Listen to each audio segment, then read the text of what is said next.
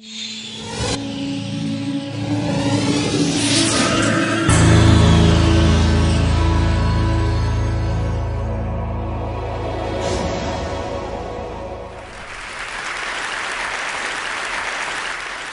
imagine a big explosion as you climb through 3,000 feet.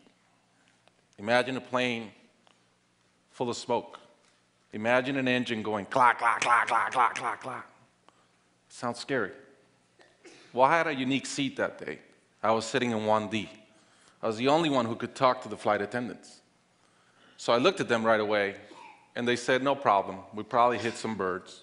The pilot had already turned the plane around, and we weren't that far. You could see Manhattan. 2 minutes later, 3 things happened at the same time. The pilot lines up the plane with the Hudson River. It's usually not the route. He turns off the engines. Now imagine being on a plane with no sound. And then he says 3 words, as unemotional 3 words as I've ever heard. He says, brace for impact. I didn't have to talk to the flight attendant anymore. I could see in her eyes, it was terror. Life was over. And I want to share with you 3 things I learned about myself that day. I learned that it all changes in an instant.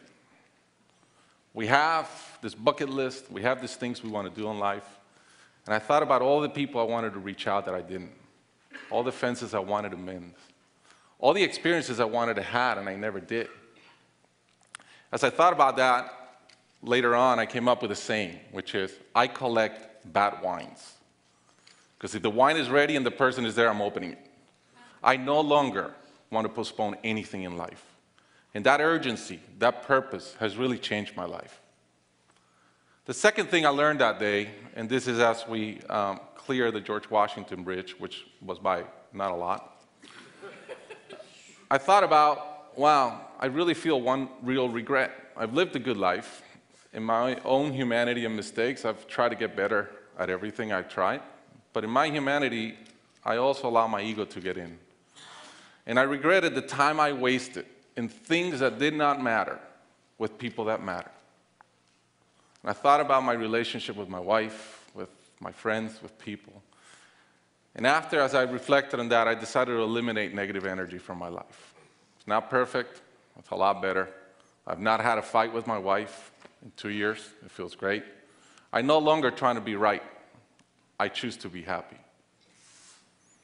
The third thing I learned, and this is as your mental clock starts going 15, 14, 13, you can see the water coming. I'm saying, please blow up. Right? I don't want this thing to break in 20 pieces like you've seen in those documentaries. And as we're coming down, I had a sense of, wow, dying is not scary. It's almost like we've been preparing for it our whole lives. But it was very sad. I didn't want to go. I love my life. And that sadness really framed in one thought, which is, I only wish for one thing. I only wish I could see my kids grow up. About a month later, I was in a performance by my daughter, first grader, not much artistic talent, yet. And I'm bawling, I'm crying like a little kid. And it made all the sense in the world to me. I realized at that point, by connecting those 2 dots, that the only thing that matters in my life is being a great dad. Above all, the only goal I have in life is to be a good dad. I was given the gift of a miracle of not dying that day. I was given another gift, which was to be able to see into the future and come back and live differently. I challenge you guys that are flying today. Imagine the same thing happens on your plane, and please don't. But imagine, and how would you change? What would you get done that you're waiting to get done because you think you'll be here forever? How would you change your relationships and the negative energy in them? And more than anything, are you being the best parent you can? Thank you.